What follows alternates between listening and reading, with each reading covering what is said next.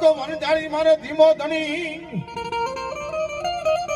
હન માતા વણજારી મારે માને બા મારી હાજા દાદા ને માતાજી સુખી રાખજે